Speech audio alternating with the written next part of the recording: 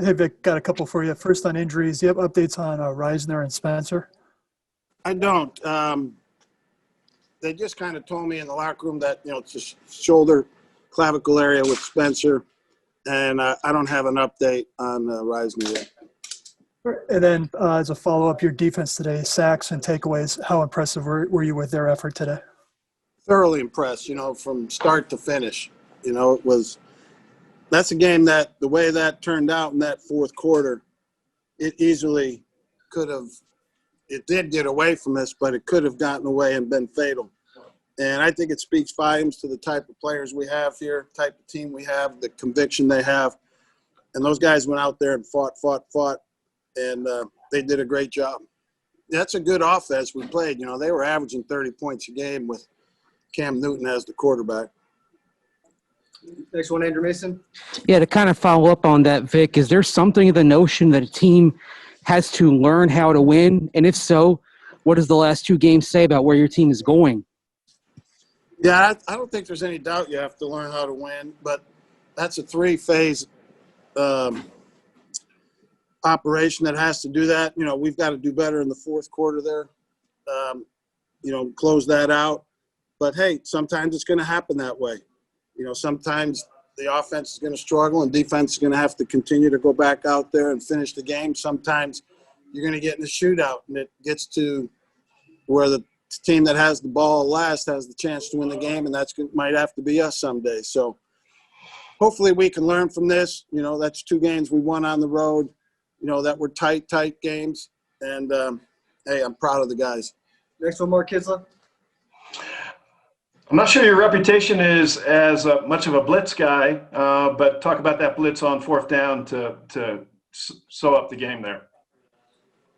Yeah, well, unbeknownst to you and everybody else, at one time I was the leading Blitzkrieger in the NFL, but I've been calling defenses now for 20-some years. So the last few years with the teams I had in San Francisco and Chicago, we didn't need to. But it's there when it needs to be had, and obviously we needed to have it today.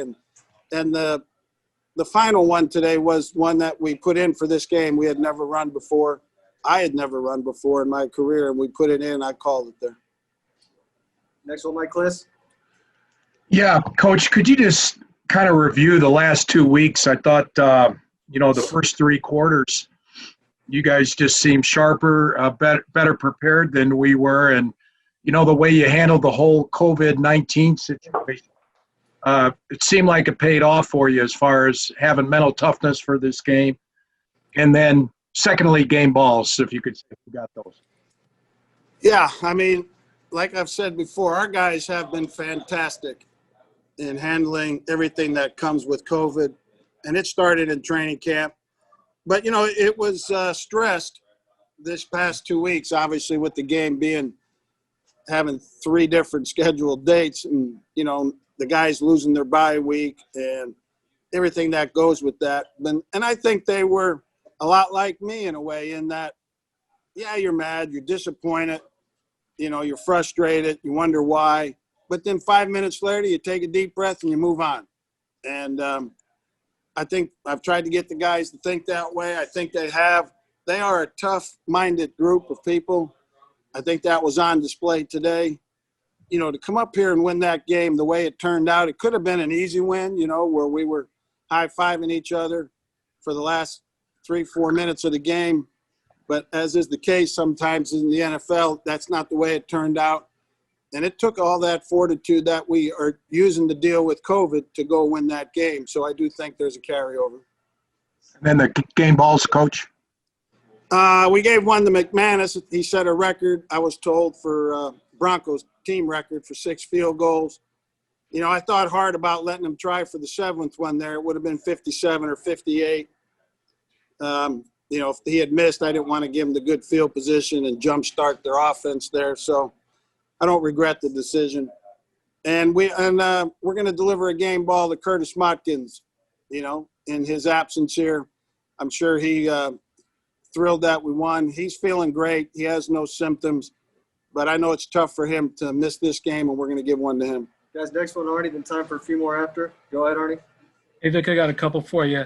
Number one, the teams that score on their first 6 drives are now 34-1 since 2000, but all years were field goals. So how were you feeling? Did you ever feel comfortable, or were you on pins and needles as you guys kept scoring but couldn't get into the end zone? Well, I mean, obviously, I'm happy we're scoring. You know, I'd like some of those to be touchdowns, as everybody on this team would and every Bronco fan would.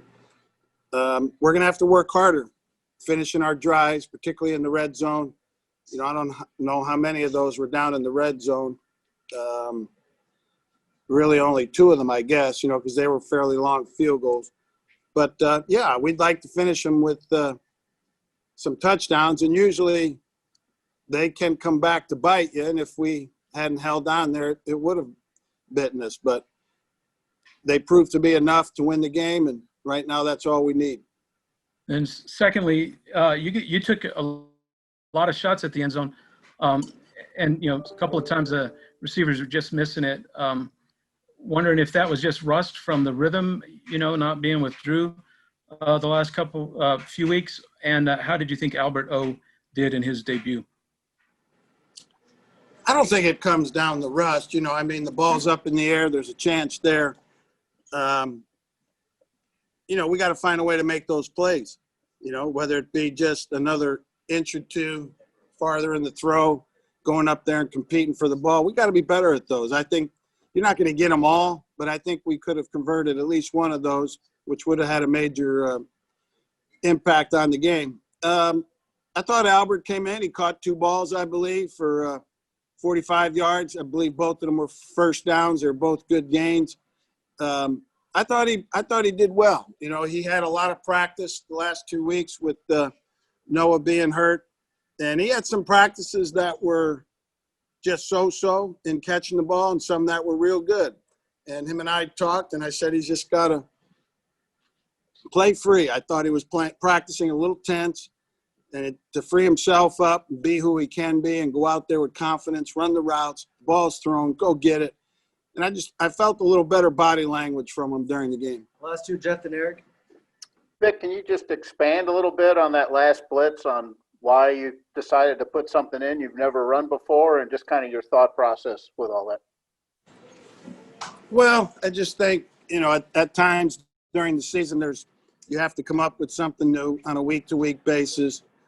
And that's one that I've been looking at, and just decided this was the time to do it, you know. And, I mean, this was the week to put it in, plus was the time for us to do it as our package evolves here. You know, with Cam Newton, as you guys saw, you know, I think he was their leading rusher.